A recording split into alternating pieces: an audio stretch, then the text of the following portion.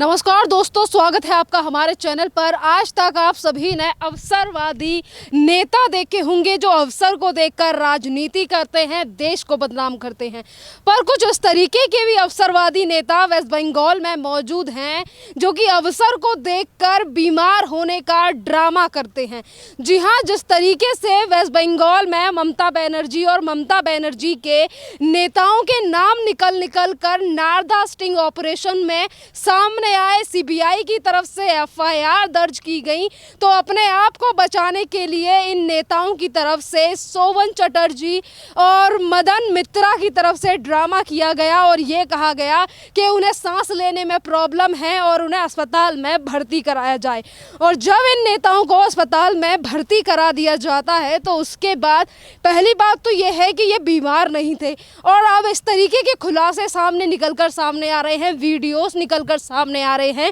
कि ये दोनों नेता वेस्ट बंगाल के हॉस्पिटल एसएसकेएम हॉस्पिटल है उसमें एडमिट थे, उसमें भर्ती थे और ये बता रहे थे कि हमारी तबीयत काफ़ी ज़्यादा ख़राब है। मतलब सीबीआई को एक तरफ से उनकी आंखों में धूल झोंकने के लिए और हाई कोर्ट को मूर्ख बनाने के लिए इस तरीके की चीज़ें टीएमसी के इन दो नेताओं की तरफ से की गई, जिसमें मदन मित्रा और सोवन चटर्जी शामिल हैं। और यही नेता पहले दावा कर रहे थे इनकी तबीयत खराब है, वेंटिलेटर पर हैं, सपोर्ट है, ऑक्सीजन के सपोर्ट पर लेटे हैं, और आज यही नेता इस तरीके से इन लोगों की वीडियो निकलकर अस्पताल से सामने आ रही हैं कि ये रात को अस्पतालों में बिना किसी सपोर्ट के आ रहे हैं, जा रहे हैं, मीटिंगें कर रहे हैं और आपस में बातें कर रहे हैं। तो आप देख सकते हैं कि किस तरीके से ये लोग अवसर को देखकर बीमार पड़ते हैं और अपनी जान बचाने के लिए सीबीआई की आंखों में धूल झोंकने की कोशिश करते हैं। अगर हम इनके ड्रामे की बात करें कि जिस तरीके से ये झूठ बोल रहे थे और अपनी जान बचाने का प्रयास कर रहे थे और हाई कोर्ट के जैसे ही फैसला आया उसके बाद ये चलने फिरने लगते हैं, क्या इन नेताओं को ये नहीं पता कि हमेशा चकाचौंध में रहने वाले और कैमरों की निगरानी में रहने वाले नेता अगर इस तरीके की चीज़ें करेंगे तो शायद वो पकड़े भी जा सकते हैं। और यहाँ तक ये भी बात है कि इन नेताओं को इस बात की खबर थी, इसीलिए वेस्ट बंगाल के एसएसकेएम हॉस्पिटल में लाइटों को बंद करा दिया गया। उसके बाद इन लोगों ने मीटिंग की गई, आपस में बिना सपोर्ट के दोनों इधर से उधर जा रहे हैं। लाइट कम होने के बावजूद भी इन लोगों की वीडियो निकलकर सामने आ गई हैं कि ये लोग किस तरीके से जनता को मूर्ख बनाने का प्रयास करते हैं। एक तरफ अगर हम वेस्ट बंगाल की ही लोगों की बात करें, उनकी जानों की बात करें, तो वेस्ट बंगाल में भी कोविड के केसेस काफ़ी ज़्यादा हैं और तमाम लोग ऐसे होंगे जिनको बेडों की ज़रूरत होगी, अस्पताल में उनको बेड नहीं मिल रहा होगा, कुछ अस्पताल के बाहर भी होंगे। पर ये नेता ना उन लोगों की जान की परवाह करते हैं और ना किसी जनता के बारे में, वेस्ट बंगाल की जनता के बारे में सोचते हैं। और जैसे ही राजनीतिक है, बड़े नेता हैं, तो इनके लिए अस्पताल में बेड भी मुहैया करा दिया गया हो। अब ये भी देखने वाली बात है कि आखिरकार किस ज़रूरतमंद का बेड छीनकर इन लोगों को दिया गया होगा और कौन से वो लोग होंगे जो आज भी बिना ऑक्सीजन के तड़प रहे होंगे या फिर कोई और असुविधा हो गई होगी उन्हें सिर्फ इन नेताओं की वजह से, इन नेताओं के ड्रामे की वजह से। ये जो मदन है और दूसरा है सोवन चटर्जी, जिस तरीके की चीज़ें ममता बनर्जी के नेताओं की तरफ से की जा रही हैं वो साफ तौर पे ही जायज़ है कि एक तरफ ममता बनर्जी लोगों की जो दया भावना और जिस तरीके से लोगों को मूर्ख बनाने के लिए नंदीग्राम में लोगों को ही बदनाम करती हैं और ये कहती हैं कि गुंडों ने मुझे मारने की कोशिश की गई, मेरे पैर में लग गई। और इसी तरीके की चीज़ें ममता बनर्जी के नेता करते हुए नज़र आ रहे हैं कि कभी बोलते हैं हमारी तबीयत ख़राब है, हम नहीं जा सकते, सीबीआई को पागल बनाने की कोशिश करते हैं। एक तरफ ममता बनर्जी लोगों को पागल बनाने का काम करती हैं कि उनके पैर में लग गई है और 4 गुंडों ने उनकी आकर पिटाई कर दी है, उनको मारने की कोशिश की है। तो आप देख सकते हैं कि वेस्ट बंगाल में एक तरफ ममता बनर्जी की सरकार है और दूसरी तरफ ना ममता बनर्जी उस जनता के लिए सोच रही है और ना ही तो ममता बनर्जी के ये नेता उन लोगों के लिए सोच रहे हैं जिन लोगों ने ममता बनर्जी के लिए वोट दिया है। है। अगर हम नेताओं की बात करें कि जिस तरीके से इन लोगों के लिए बेड दिए गए अस्पताल में, तो जो लोग होंगे जिन्हें अस्पताल से हटाया होगा और ये जो ड्रामे कर रहे हैं, जितनी तरीके से जो अफसर देखकर बीमार पड़ रहे हैं, इनको भी किसी ज़रूरतमंद का बेड दिया गया होगा। तो जिस तरीके की राजनीति वेस्ट बंगाल में हो रही है, और ये बात मैंने आपको कल भी बताई थी कि अब 6 महीनों में जो इलेक्शन होने वाले हैं, उपचुनाव होंगे, इस बात का हमने कल भी जिक्र किया था। ममता बनर्जी अगर चुनाव लड़ती है तो इन सारी चीज़ों का भी काफ़ी ज़्यादा प्रभाव पड़ेगा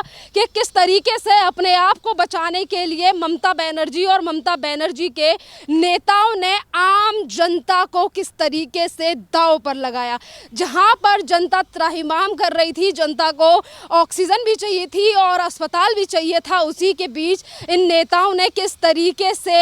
अपने आप को बचाने के लिए ये षड्यंत्र रचा और ये खेल रचा। अब यहाँ पे अगर नारदा स्टिंग ऑपरेशन की बात करें और जिस गिरफ्तारी से और जिन सारी चीज़ों से ये बचने के लिए, जो सीबीआई को पागल बनाने के लिए, मूर्ख बनाने के लिए जो नेता इस तरीके की चीज़ें, शर्मनाक हरकत कर रहे हैं, तो जो वीडियोस निकल कर सामने आ रहा है, इसको लेकर भी जनता देख रही है और सीबीआई को भी इस पर कड़ा एक्शन लेना चाहिए कि ये नेता हाईकोर्ट की तरफ से जब कोई बयान आता है तो क्या बयान देते हैं, और जब सीबीआई की तरफ से कोई रिपोर्ट मांगी जाती है तो इन लोगों का कैसा रिएक्शन होता है। अगर हम वेस्ट बंगाल की जनता की बात करें तो यहाँ पर जो जिस तरीके की हरकतें इन लोगों की तरफ से की जा रही हैं, वेस्ट बंगाल की कुछ ऐसे लोग हैं और तमाम ऐसे लोग हैं जो आज इस सारी चीज़ को लेकर सोशल मीडिया पर अपनी प्रतिक्रिया दे रहे हैं, और लोगों का कहना है कि एज अ वेस्ट बंगाल का नागरिक, उन लोगों का ये कहना है कि वेस्ट बंगाल के नागरिक हैं हम, पश्चिम बंगाल में जो चीज़ें हो रही हैं हम सारी चीज़ें जानते हैं,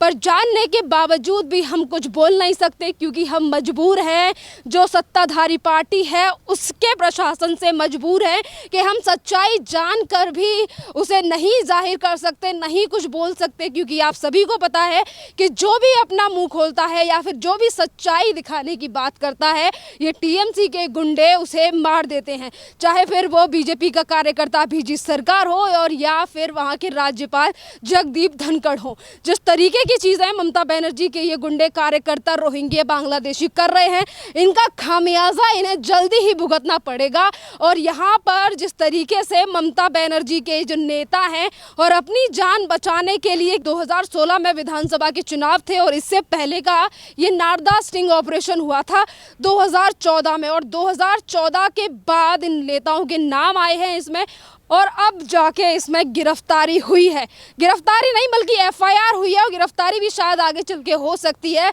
अब जिस तरीके की चीज़ें ममता बनर्जी के ये नेता वेस्ट बंगाल में कर रहे हैं, ममता बनर्जी और ममता बनर्जी के नेताओं को इन सारी चीज़ों का खामियाजा देना पड़ेगा, क्योंकि सीबीआई की नज़र से भी ये वीडियो वाकिफ़ है और हाईकोर्ट अगर इस पर नज़र डालेगी तो वो भी इन सारी चीज़ों को देखेगी कि एक तरफ तो ये नेता कहते हैं कि हमारी तबीयत खराब है और दूसरी तरफ न्यायपालिका की आंखों में धूल झोंकने का काम करते हैं। और अगर सीबीआई की बात माने तो सीबीआई की तरफ से ये अर्जी भी लगाई गई है कि ये जो फैसला है, ये जो सुनवाई कोलकाता हाई कोर्ट में चल रही है, ये इस केस को ट्रांसफर कर देना चाहिए किसी और कोर्ट में, क्योंकि वो जानते हैं कि ममता बनर्जी का जो कुशासन है वो कहीं ना कहीं कोर्ट को भी प्रभावित करने की कोशिश करेगी और सीबीआई जांच को भी प्रभावित करने की कोशिश करेगी। तो जितनी भी चीज़ें निकलकर सामने आ रही हैं, एक तरफ ममता बनर्जी की मुश्किलें बढ़ती हुई नजर आ रही हैं और दूसरी तरफ जो इनके नेता ये सोच रहे हैं कि हमारी जान बच गई, वो भी मुश्किल में पड़ते हुए नजर आ रहे हैं, क्योंकि आजकल सबकी नजरें